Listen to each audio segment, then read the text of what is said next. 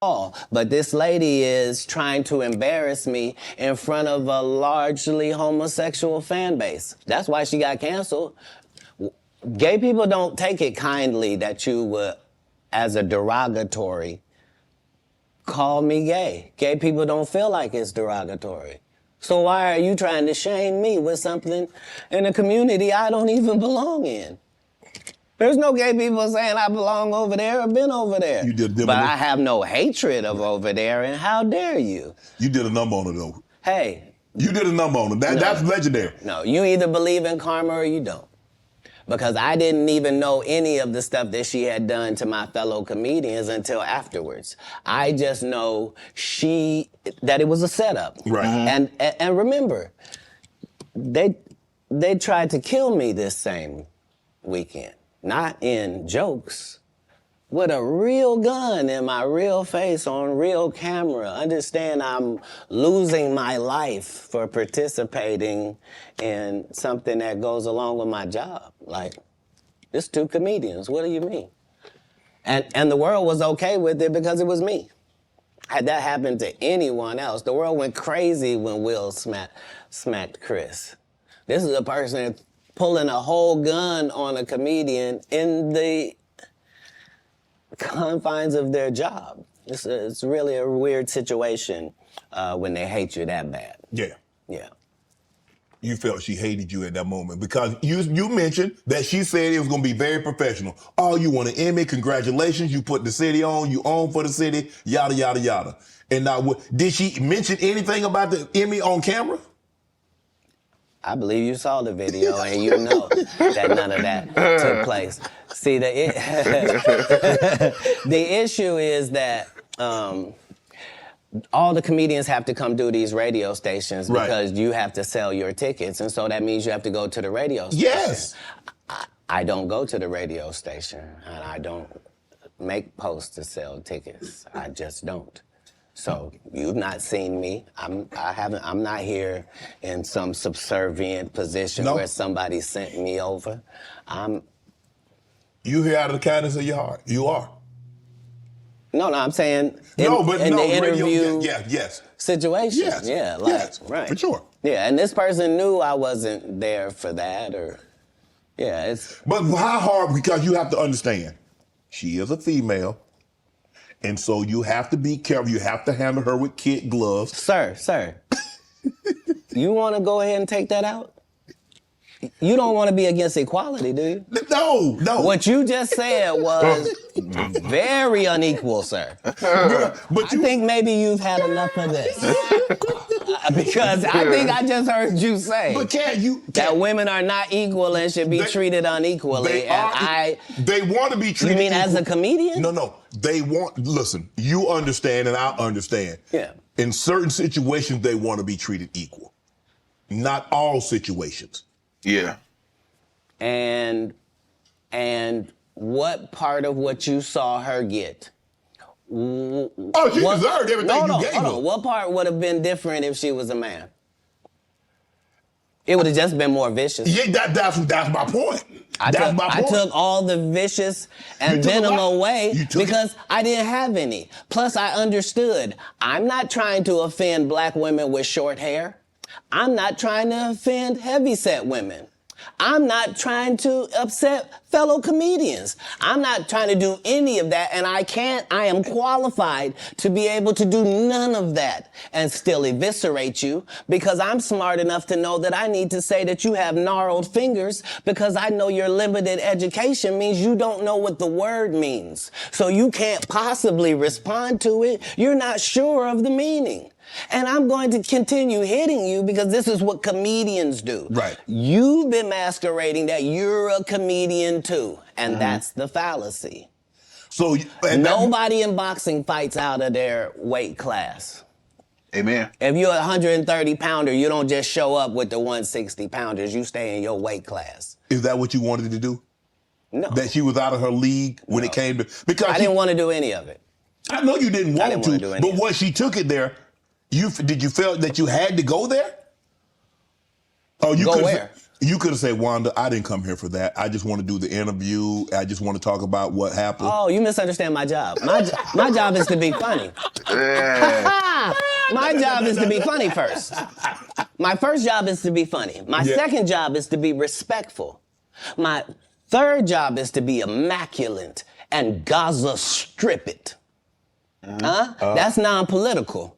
I'm saying, if you do it, you let a terrorist accidentally touch over here, and I won't stop burning you down until there ain't nothing left.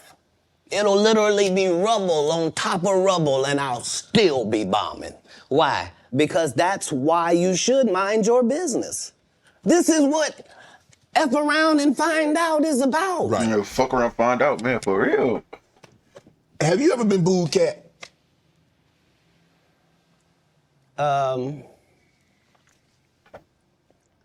Yes. Yeah. I have. What was that feeling like? Did it like want to give up? Because because when you have, I don't know how early it was in your career. Obviously it hadn't been I don't think it's in the last decade because you've been immaculate. Have you ever dropped a pass? I have.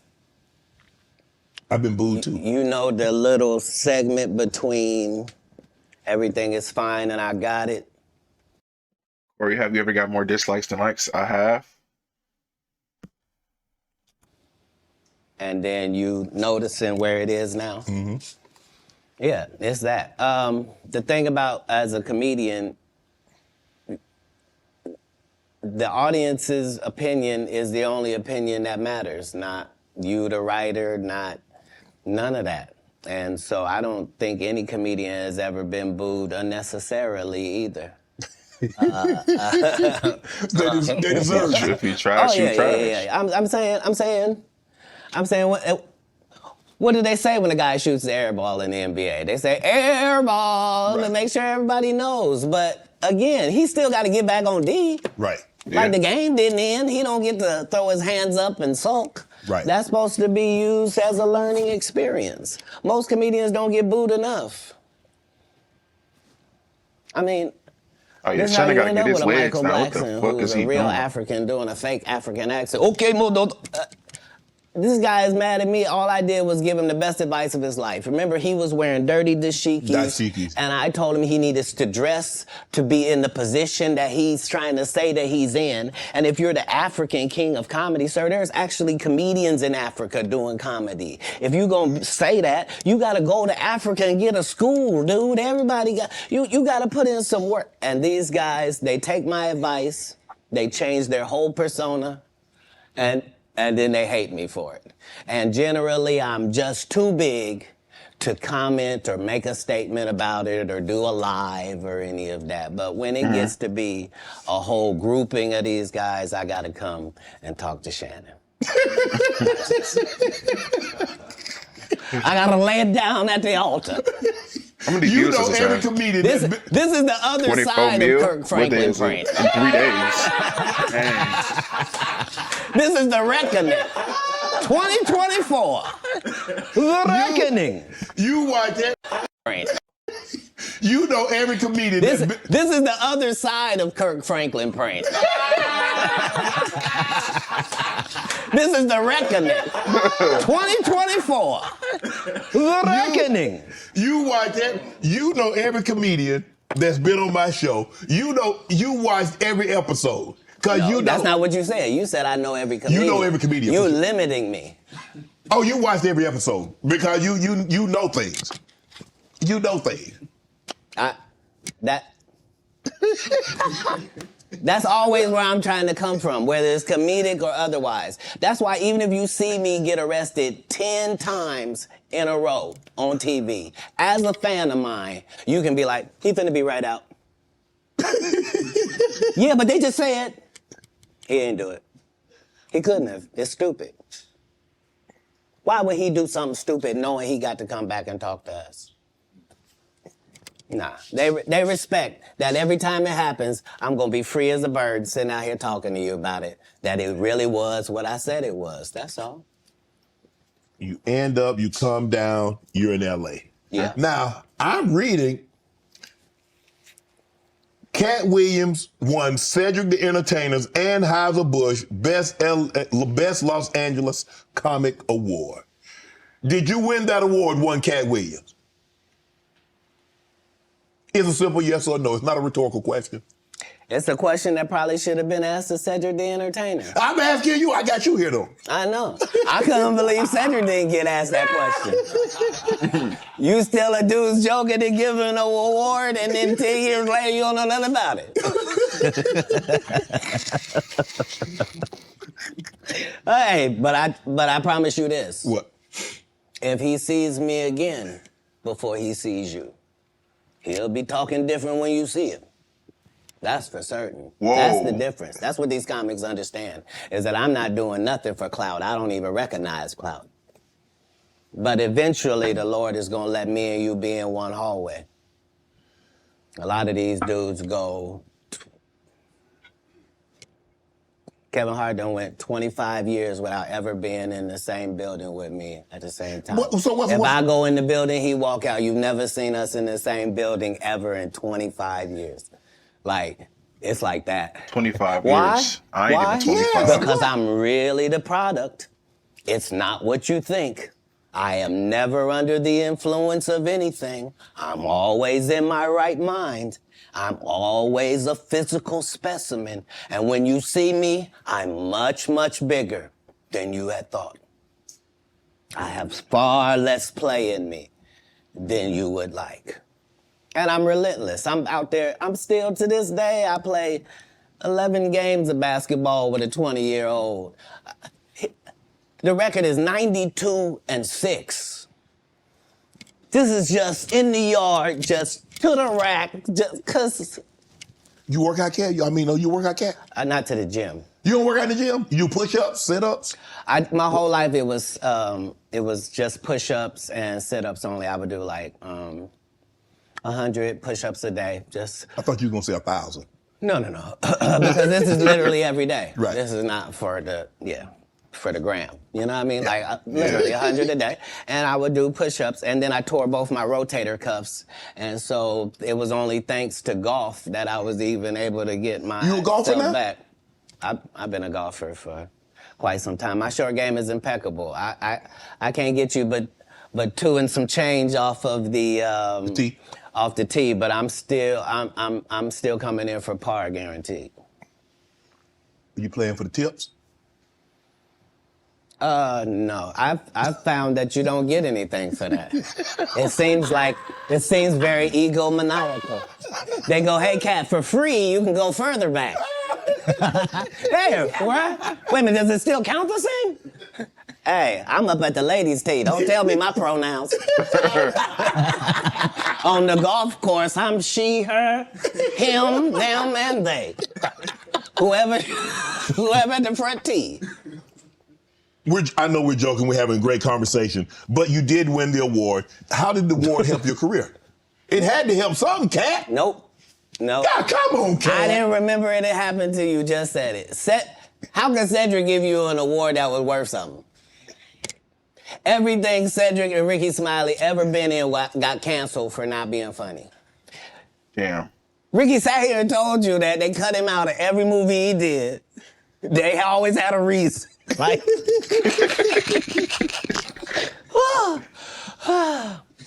that's why I'm funny, because I'm a happy person. I laugh all day long. I can't even imagine the misery of these bums. Yo. Just to not be good at what you do, not work hard at what you do, but have to act like you the best at what you do. It is crazy. It's crazy. But they be touring, they be doing like 100 shows a year? That's me. I don't run into none of them. That's what I'm saying. If you a Faison Love fan, you mean you've been a fan of him for 32 years, you still waiting on him to do his first special? You mean to tell me if Steve Harvey, your favorite comedian, you mean you've been waiting for him to do stand-up for 15 years now? I mean, Steve got a lot of other DL's still out there. None of those irons matter to stand-up.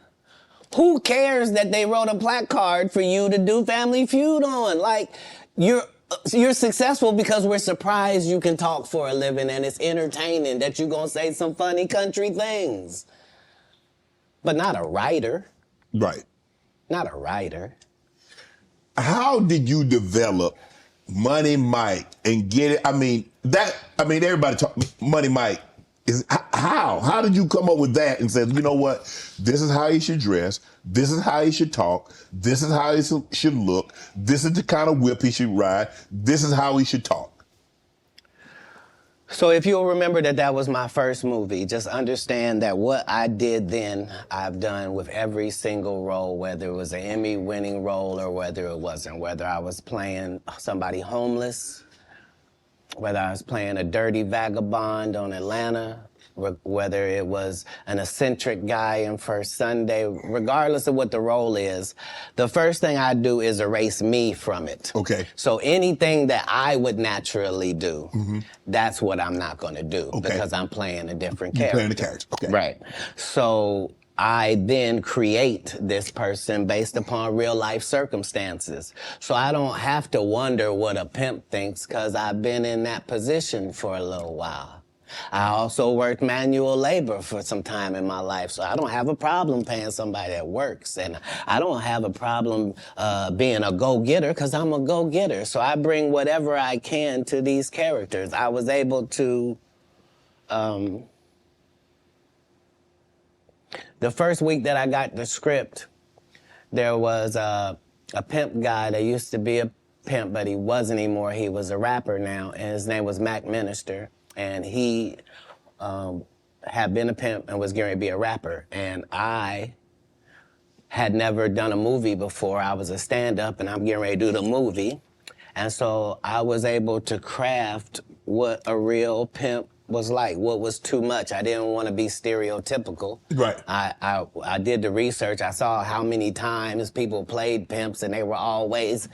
It was always something weird about them, right. I guess, because it's a weird job, you know what I mean? Right. And I wanted somebody that didn't seem like none of that he really thought it was a business and treated it like that. And so, you know, adding those levels to acting is what all actors do if they're not Steve or Cedric or Ricky. Like, you're trying to create a character. You can't just be Faison in every movie. Like, you're just gonna take your shirt off on every movie? Like, why does it say that in your script? Man, let Big Worm live. Let him breathe, Katt. Faison was Big Worm? Yo, I'm tripping. I'm wilding. I did not know.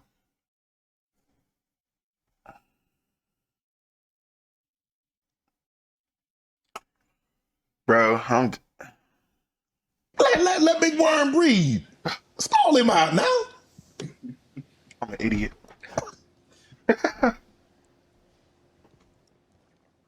You having an unnatural allegiance to losers is not like you. No, I ain't got no allegiance to the man, but you got... Allegiance to losers is not like you. No, I ain't got no... You having an unnatural allegiance to losers is not like you. No, I ain't got no allegiance to the man, but you got to admit the role that he played, Big Perm in Friday now. You got to give him credit for the role now. Come on now. Let me ask you a question. Yes. If what you're saying is correct, why wasn't he in next Friday or Friday after next? I mean, his role, It wasn't good. Sorry. There was a lot of people that appeared in the first one that weren't in the second one, Katt. I'm just telling you why. Nah, because wasn't Debo in the second one? I'm sorry that there's a news flash that there are reasons for things in a business. Yes. Oh, okay. Well, why would you? So, yeah. Why did you bench D-Lo? He had 2 points. What are you talking about? Shut up. But I like him. Nobody cares about that. That's not what we're talking about. These are business conversations that deal with businessmen. Right. Right. When you're good at something, you should progress. The guys that are not as good, they should fall down by the wayside. That's natural. So you believe if your talent doesn't support it, you should fall by the wayside, and the guys that have the talent and that get elevated, they should move. No, that's what water says. That's what the universe say. The universe say the levels. No, not I say. Who am I? I'm nobody. But I'm working every day as if I think that's what should happen. is how it should be. And I'm choosing comedians that also write and work hard and don't steal other people's material. And I'm making sure that they all make $300,000 a season. And I'm making sure that they're not ever signed to me or my conglomerate. And that's why they're successful. No, you can work with me and still be an independent businessman, boss owner like you came in. Right. I don't need you to be subservient to me. That's those other guys that make you pay dues. You said earlier that you rewrote a lot of what Money Mike was to say and how he behaved. So they allowed you the freedom, the liberty to ad lib. How much? Would they allow you to just make an interception if it didn't nobody talk about it? As a football player, if the ball come your way, can you just grab it? Can you make an interception anytime? Are you allowed to pick up any fumble? You can do any hustling, right? Oh, okay, same here. Same here. But here's the thing, though. Even as an offensive player, they might let me ad lib once I get a couple of years under my belt. They wouldn't let me ad lib as a rookie. That was your first movie. I told you the conversation in my first movie, just because I am committed to laughs. The only way I made it past those 300 comedians, I didn't tell you this. What it required is I had to watch all 300 comedians 10 times a piece.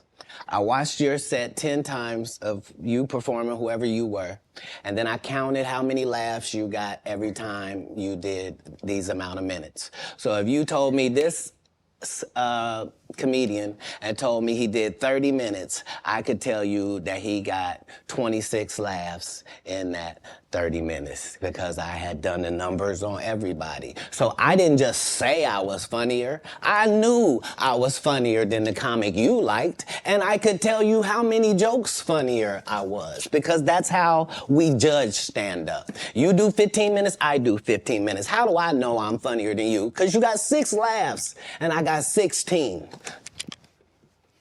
I'm almost 3 times better than you, low-key, boy. But I'm never gonna tell you the formula. So you gonna keep just going out there telling jokes. Now understanding that psychologically, the audience by 10 years is convinced that I'm funnier than you.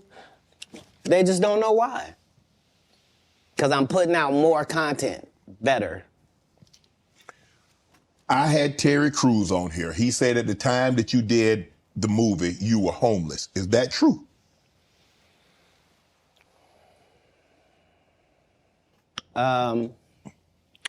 This was my situation. 5 months prior to my bad, John. me getting this first audition for Friday After Next, I got this baby son. I'm holding him up above me. He grabs my little chain. He's playing with it, and he accidentally drops it. It breaks out my front 2 teeth.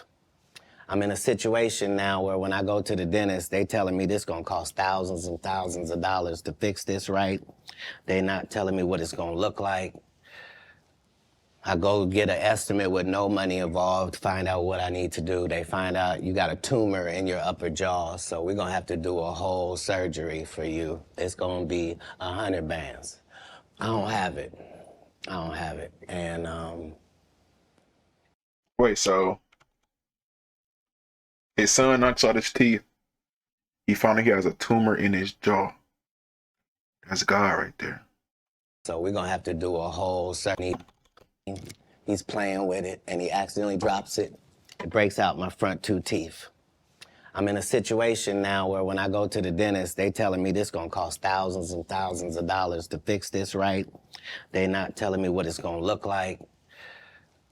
I go get an estimate with no money involved, find out what I need to do. They find out you got a tumor in your upper jaw, so we're gonna have to do a whole surgery for you. It's gonna be 100 bands. I don't have it. And I'm only gonna have this check from this movie. So while I'm doing this movie, we live in this trailer. This is where we live. So when they come to work at 5 in the morning, we already there. When they leave at night, we still there. We just double back because we understood that this is our one opportunity. And we have this opportunity to change our lives, just like a young man going for the draft. Right. We can actually get in the league with this. There are 30 comedians on this cast. They're all magnificent. This is the holy grail of the situation. So yeah, I was able to make sure that, because it wasn't just my first movie, it was K.D. Albert's first movie, it was Terry Crews' first movie. Absolutely. For real? I was the leader of this group, which meant that we didn't do their rehearsals, they did rehearsal, we did our own rehearsals daily to make sure that we were at the level of professional actors, which is what made it so egregious, that guy.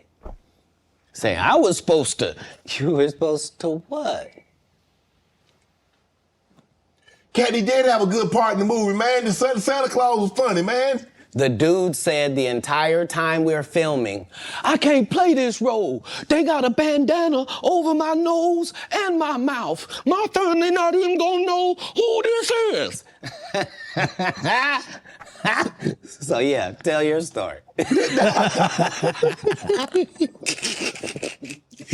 Terry Crews also said that you guys had a lot of conversation, that this was your opportunity and you needed to seize this moment. Terry had the benefit of having been in some very high-profile situations already and took L's. Mm-hmm. Like, he had been in the league, you know what I mean? He had done pro wrestling. He had done a lot of things. He had been televised in some things that hadn't worked. Right. And this was just fortuitous for him. And now you know what nobody has ever said in the whole industry in 20 years about, you know, the whole Money Mike not getting raped in the bathroom. Right. So I understood going in that there's no reason. I lost for a 5-year period, every single movie that Kevin Hart did was a movie that had been on my desk, that all I had said was, just, can we take some of this step and fetch it shit out?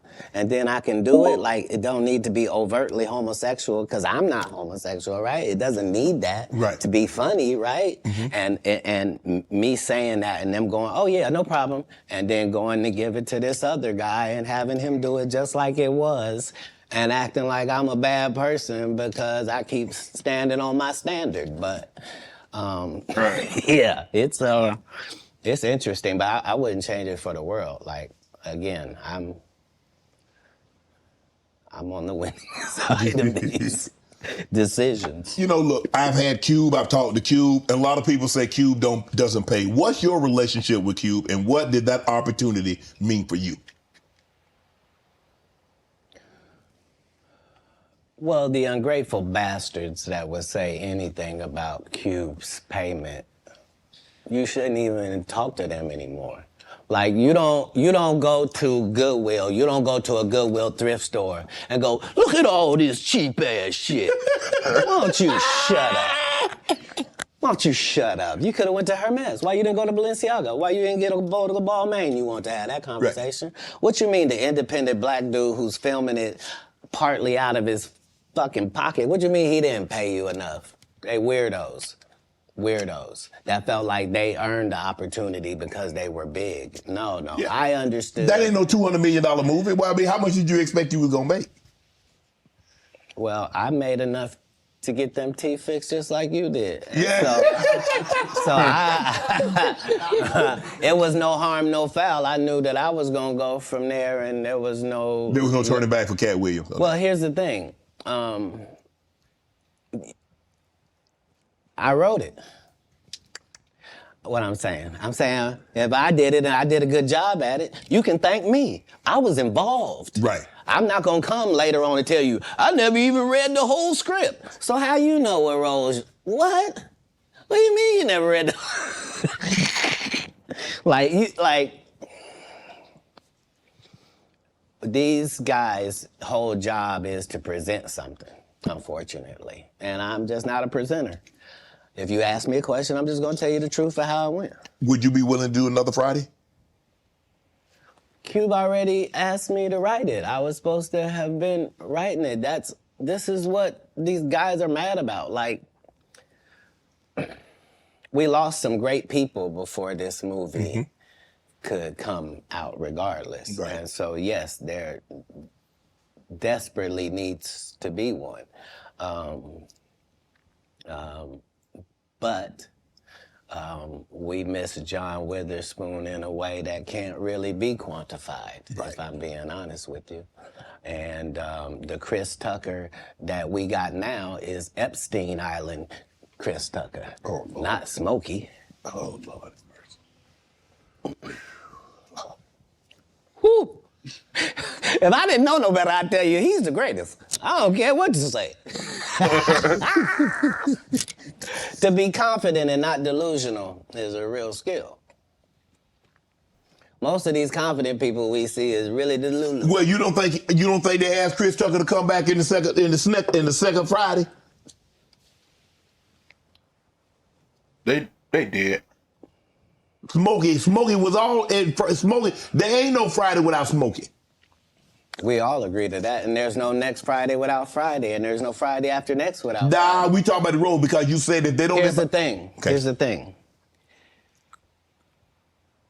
Chris was allowed to make the decision. At the time that this is happening, Katt Williams is known for smoking weed.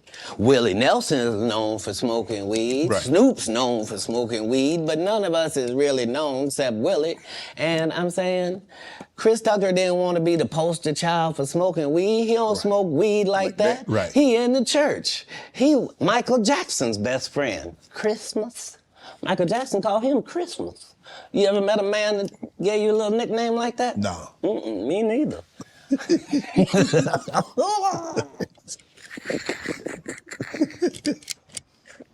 Must be the greatest. Man, I ain't gonna be able to get nobody back. I ain't gonna be able to get no more comedians. They all coming. No, they ain't. Are you kidding? Nah. Hey, I A good promise thing you. I done got all the rest of them. I done got the ones. I promise you, everybody trying to double back. You're gonna be having to beat them off with a stick. You gonna let him? They're coming. Much as. You on Def Comedy Jam, Comic View. What were those experiences like? What do you remember most about Def Comedy Jam and Comic View? Comic View was everything. Comic View was really the break, and not Friday After Next, just because Comic View was just 3,000 of your stand-up peers, and we just throw sets of all of them up there, and we see who the audience likes. Who do they like? And it was a great wild, wild west time to be involved in comedy. And the same is true for Def Jam because hip-hop was a fad at one time, and hip-hop ain't gonna last, and why are you doing that? And that's how it was for blue comedy. If you were a comedian that cussed, you were ridiculed by the mainstream comedy geist. That would be like me being on Joe Rogan. Joe don't want me on there. I need to be on Shannon. Joe got 6 comedians that never been funny. He want to push out. But that's really how it is. I'm so sorry I'm competitive. You're an athlete, right? I can tell. You understand. Will there ever be another Comic View, Def Comedy Jam? Could that, in today, in 24, 25, 26, could we see that again? They've already announced it. It's already going. You didn't know? Yeah, Kevin Hart purchased it, so he's now doing Comic View. That happened at the same time that they gave DC Young Fly Hollywood Squares. Yeah, because they tell you that there's no gatekeepers, but we keep seeing the same people open the gate. Didn't Kevin open the gate and let Tiffany in? Ain't he now opening it up for... Don't such and such open the gate? What do you mean ain't no gatekeepers? There's 100 gates out here. Would you Everyone I've seen got a keeper. Would you have wanted to do Comic View or Def Comedy Jam? Would you have wanted to be? I think we just mentioned I did them both. No, I'm saying purchase the rights and refranchise it. Nope. They didn't offer it to me anyway. Like, Comic View did a couple disservices to comedy as well. So there were people like me that were out there getting 2 and 3 standing ovations in one set. And that wasn't good for television. So what they did was they started making everybody get a standing ovation. So they would tell the audience, when they get off stage, everybody get up and cheer.